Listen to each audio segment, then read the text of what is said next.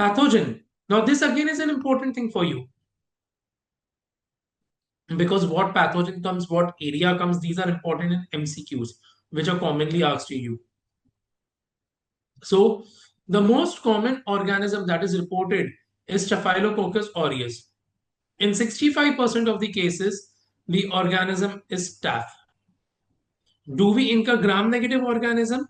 Yes. In less than 25% of the cases, we have gram-negative organisms. And the most common one of those is E. coli. And E. coli, in fact, is something that we do incur commonly in such cases. If ever clinical practice you would ask, practically my experience, not literature wise, we have started incurring E. coli in a higher ratio as compared to what we were incurring before. Now, when we talk about the people who are IV drug users, so IV drug users have Pseudomonas as one of the most common pathogen of the infection. And infections caused by Enterococci, Streptococci species are associated with endocarditis as a primary source of infection. So species like Enterococcus and Streptococcus are incurred in patients who are having concurrent endocarditis. So I repeat, overall, if you are asked in the exam, which is the most common organism, so that is going to be Staph aureus. Gram negative is incurred in around 25% of the cases, and the most common organism is E. coli. Drug abusers, in such cases, you're going to have Pseudomonas as the most common infection. And the patients with concurrent endocarditis, Enterococci or Streptococci species are the most commonest ones that we incur. Bacteria are the most common cause of vertebral infection and infect the spine through three mechanisms. So how do they reach spine? So they can reach spine via the hematogenous mode or the hematogenous spread, direct inoculation from trauma. So that can also happen after some form of spine surgery. So that is a surgical site infection that may happen after the patient undergoes a spine surgery, and contiguous spread from adjacent tissue. So some infected tissue is present maybe in the abdominal area, and from there the seepage happens. Out of these, hematogenous mode is the most common mechanism via which the spread happens. Now, why exactly spine is a common site and why exactly the infection happens most commonly in the spine? What is the reason because of which the hematogenous spread is common to the spine? The answer is the peculiar vascular anatomy of the spine. So arrangement of the nutrient vessels is similar in the cervical, thoracic and the lumbar regions. A vertebral, intercostal or a lumbar artery lying close against the vertebral body supplies to the nearby bone minute vessels which penetrate directly into the cortex and ramify within the underlying marrow.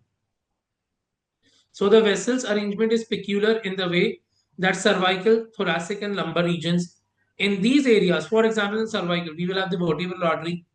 In the thoracic, we are going to have the intercostal artery. And in the lumbar spine, we are going to have the lumbar artery, which is close to the vertebral body, and it supplies to the nearby bone minute vessels which penetrate inside the cortex and ramify in the marrow. So these are the vessels which go inside the cortex and they increase in size after the cortex inside the marrow.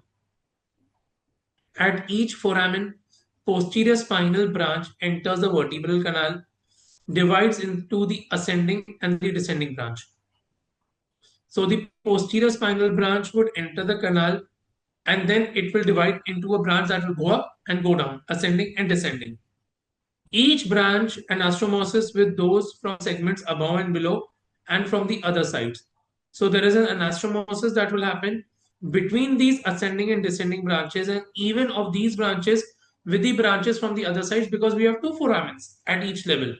So each artery in the foramen will have an ascending and a descending branch, and these ascending and descending branch will be connected, and they are also connected with each other. So this is how the nexus of the blood vessel is formed at the vertebral body. So what you're seeing over here is the dorsal surface of the 10th thoracic vertebral body, which is showing you the large nutrient foramen. From this network are given off 3 to 4 nutrient arteries which enter the vertebral body through a centrally placed nutrient foramen in the dorsal surface of the bone. So this is the large nuclear artery, and as you see, there are smaller ones as compared to this. Actually, they are also big, but smaller as compared to this biggest one, wherein it is divided into 3 or 4 from this main nutrient artery. From the metaphysis, minute tributaries drain to the center of the vertebral body.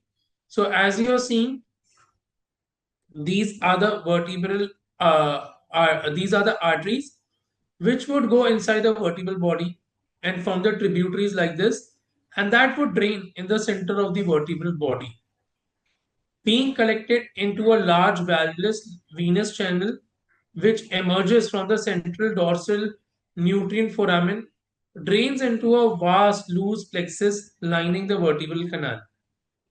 So these are the valvulus channels which emerge from the central dorsal nutrient foramen, and they drain into the vertebral canal. So this is a section of the vertebral body through the second lumbar vertebrae, which is showing the vertebral extension of the plexus. So as you're seeing, this plexus keeps on, it's like a network. From the main artery, there's a nexus that goes inside the vertebral body. Parasagittal and spinal venous plexus constitute the Batson's vertebral plexus. And this Batson's vertebral plexus is the main nexus of the vertebral supply to the vertebral body. So as you are seeing over here, this is the anatomy, and these are the branches which keep on dividing. So you are seeing the ventral branch over here. This is a posterior intercostal artery. This is the anastomosis.